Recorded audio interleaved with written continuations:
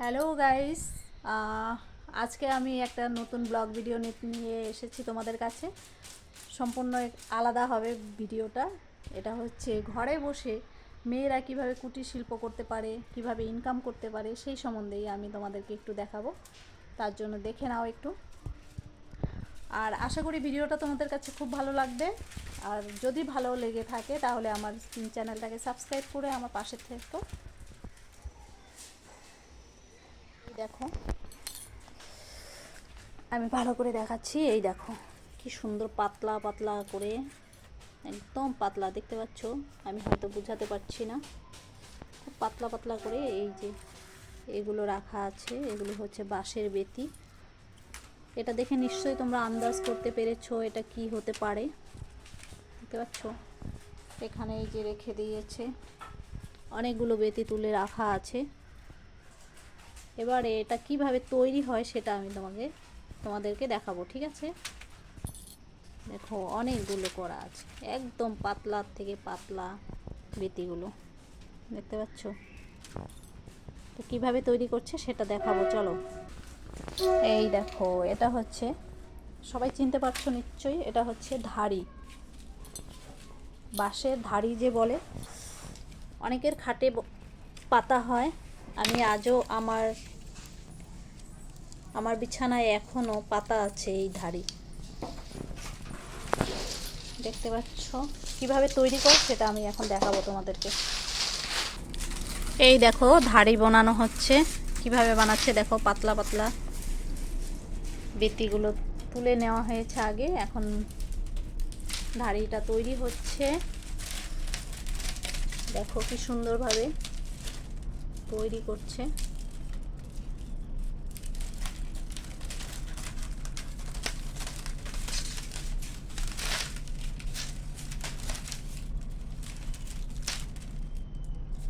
দেখো বেশ সুন্দর ডিজাইন একটা তৈরি হচ্ছে, দেখছো? বেঁকি বেঁকি করে ডিজাইন একটা তৈরি হচ্ছে, তোমরা নিশ্চয়ই বুঝতে পারছো।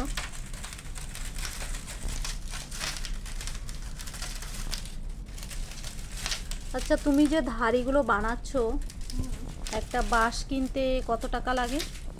100 টাকা। মোটামুটি 100 টাকা, তাই তো? তো একটা বাঁশ থেকে এই ধাড়ি কটা তৈরি হয়? তিনটে তৈরি হয়। তার মানে 100 টাকাতে তোমার তিনটে ধাড়ি তৈরি হচ্ছে।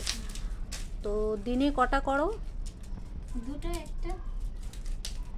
সংসারের সমস্ত কাজ বাজ সেরে, বাচ্চা আছে একটা, দুটো বাচ্চা আছে, একটা মেয়ে একটা ছেলে, সমস্ত কাজ বাজ সেরে তাদের স্কুলে নেওয়া আনা সমস্তটা করে তারপরে সে সারাদিনে দুটোর থেকে, মানে একটাও করে, কখনো কখনো আবার হয়তো দুটো করতে পারে, তো কখনো কখনো আবার তিনটেও করছে। তাহলে দেখো, তো তিনটে যদি ধাড়ি সারাদিনে করা যায়, তো তোমার ধাড়িতে ইনকাম কত আসছে? একটা ধাড়ির দাম কত? 110 টাকা। 110 টাকা, আবার 150 টাকাও নেয়। তার মানে ও ঘরে বসে পাইকারি দিচ্ছে, বুঝতে পারলে? এটা মার্কেটে আরও দাম বেশি হবে, কিন্তু ও পাইকারি দিচ্ছে। তো পাইকারি দিচ্ছে জন্য রেটটা একটু কম পাচ্ছে। একটা ধাড়ির দাম পাচ্ছে ও 110, 120 এমন করে। আর যদি ও সিঙ্গেল বিক্রি করতে পারতো, নিজস্ব দোকানে যদি বিক্রি করতো, তাহলে আরও বেশি দাম পেত। 150 টাকা। আচ্ছা, যদি একটা সিঙ্গেল বিক্রি করে, কোনো সময় একটা নেওয়ার জন্য কাস্টমার আসে, তখন একটার দাম হয় 150 টাকা করে। তাহলে দেখো কি সুন্দর, সংসারের সমস্ত কাজ করে যদি একটা ধাড়ি, মানে দিনে যদি তিনটে ধাড়ি বিক্রি করে, তাহলে ও 450 টাকা, 400 থেকে 450 টাকা ইনকাম একদম অনিবার্য। আর তাও যদি না হয়, পাইকারি যদি বিক্রি করে, তাহলে হচ্ছে 110 টাকা করে হলেও 330 টাকা। একটা বাঁশের দাম হচ্ছে 100 টাকা, তো 330 টাকা যদি হয়, ওর ইনকাম আসছে 230 টাকা। বেনিফিট হচ্ছে 230 টাকা করে। তো ঘরে বসে সমস্ত রান্নাবান্না সেরে, ছেলেপেলে পড়াশোনা সমস্তটা দেখে যদি এটা করতে পারে, মন্দ কি বলো তো? বেশ সুন্দর তো। আমার তো খুব ভালো লেগেছে, আমি এই ধরনের কাজকে খুব সম্মান করি। অনেকেই অনেক রকম কাজ করে, সবার তো আর একরকম অভিজ্ঞতা হয় না, সবাই একরকম কাজ করতে পারে না। তো পড়াশোনা জানলেই যে সে মানে কাজ করতে পারবে, আর পড়াশোনা কম জানলে সে কোনো কাজ করে জীবনে উন্নতি করতে পারবে না, তো তার কোনো কথা নেই। যে যতটুকু জানে, যার যেটা অভিজ্ঞতা আছে, সেইটুকু নিয়ে এগিয়ে যাক, আমি সেটাই চাই, এটাই আমার উদ্দেশ্য।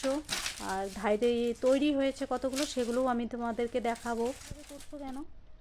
মানে হাত দিয়ে করলে হাতের মধ্যে মানে ফাঁকাগুলো বন্ধ করার জন্য, তাই তো? হ্যাঁ। যাতে ফাঁকা ফাঁকা না থাকে। দেখো কিভাবে সূক্ষ্মভাবে কাজগুলো করছে, যাতে ফাঁকা না থাকে সেই জন্য চামচ দিয়ে এগুলোকে করছে। হাত দিয়ে করলে তো হাতটা কেটে যাবে। আমি আরও দেখাবো তোমাদেরকে, একদম সাইডের মুড়ি কি করে ভাঙায় সম্পূর্ণ দেখাবো। আচ্ছা, এটা তুমি কি করছো? ধারির মুড়ি ভাঙাচ্ছি। ও, কোনাগুলো ভাঙাচ্ছ। এটাতে আবার সুতোর দরকার হয়, তাই তো? হ্যাঁ হ্যাঁ। সুতো দিয়ে টাইট করে বেঁধে তারপর এগুলোকে ভেঙে ভেঙে মুড়িটা ভাঙা হচ্ছে।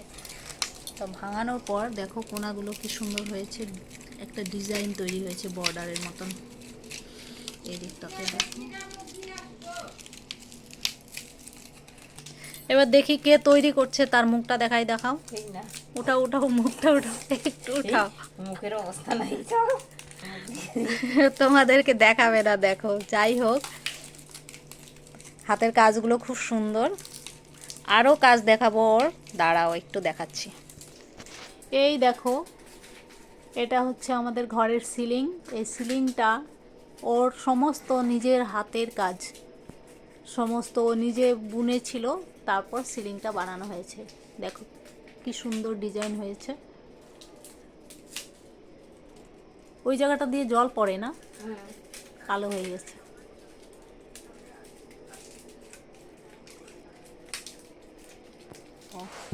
পুরো ধাড়িটা তৈরি হয়ে গেল, কমপ্লিট হয়ে গেল।